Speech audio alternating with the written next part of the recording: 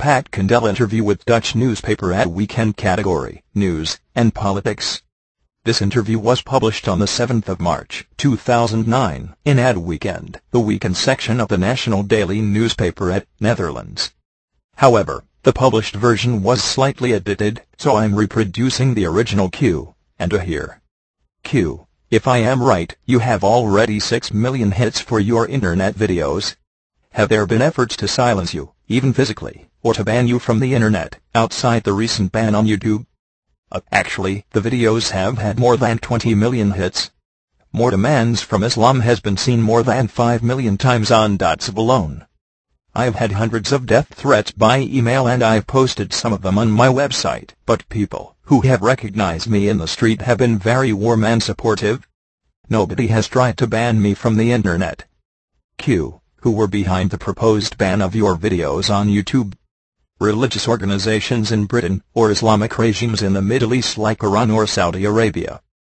Welcome to Saudi. Britain was removed after a flagging campaign by Islamic activists, but it backfired because hundreds of YouTube users uploaded it to their own accounts in protest, and spread it all over the site, like a rash.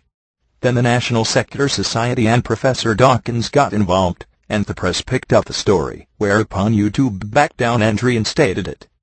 I have no evidence that any religious organizations were involved. YouTube briefly removed another of my videos, Godless and Free, but they emailed me to explain that it had been done in error. Q. You started a petition against Sharia courts in Britain. What are the results so far? And why did you pick especially the subject among so many others for a campaign? I didn't start the petition, I only signed it, and helped to publicize it. Why this subject? Because Sharia justice deals in crooked measures that are weighted against women in clear violation of their basic human rights. Isn't that a good enough reason? The fact that it's the thin end of a theocratic wedge is another reason. The original petition was restricted to people in Britain, but now there's a global petition that anyone in the world can sign. Already it has many thousands of signatures, and I urge everyone who is concerned about the growing Islamization of Europe and the free world to add their name.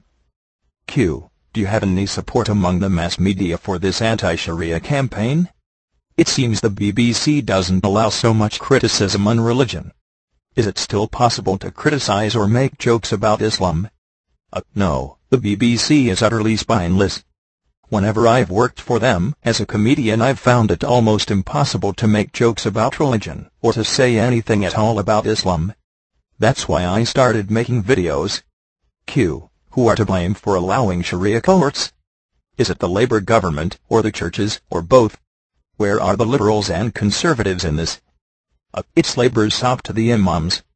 The conservatives have promised to abolish them, the courts, not the imams, although some of them should be banned as well. The Labour Party is the party of multiculturalism in the UK, though lately they've backtracked on some of the diversity rhetoric because it's beginning to dawn on them what a disaster it's been. But they depend heavily on the Muslim vote, and they'll do anything to get it, even sinking so low as to install a buffoon like Nazir Ahmed in the House of Lords. Q. Some people will say, what's against Sharia courts if people go there from their own free choice or religious convictions? What free choice? Many women will be coerced into using these courts, and everybody knows it. Their basic premise violates fundamental civilized values, and there is absolutely no excuse for allowing them. Would we tolerate a legal code where people of a certain color are treated unequally and their word is worth half that of someone of another color? Then why the double standards when it comes to women? Why do we still tacitly condone the idea that women are inferior? What on earth is wrong with us? Q. What went wrong with Labour? How is it possible that people like Lord Ahmed are in their ranks? Why is a movement that in history tried to emancipate the working people from oppression by the church and the clergy nowadays helping the oppression by the MOSQ and the clergy? The Labour Party was established to emancipate ordinary people from economic hardship, but nowadays it's dominated by a political class, a quasi-aristocracy preoccupied with imposing their own enlightened values on society against the will of the people, and consolidating their own power. In other words, the same kind of people who run your country, and most of Western Europe.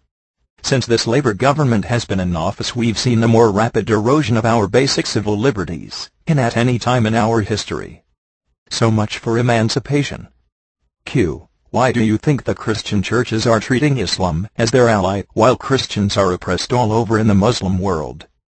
The two fascist dogmas have a common enemy in secularism, which they rightly see as a threat.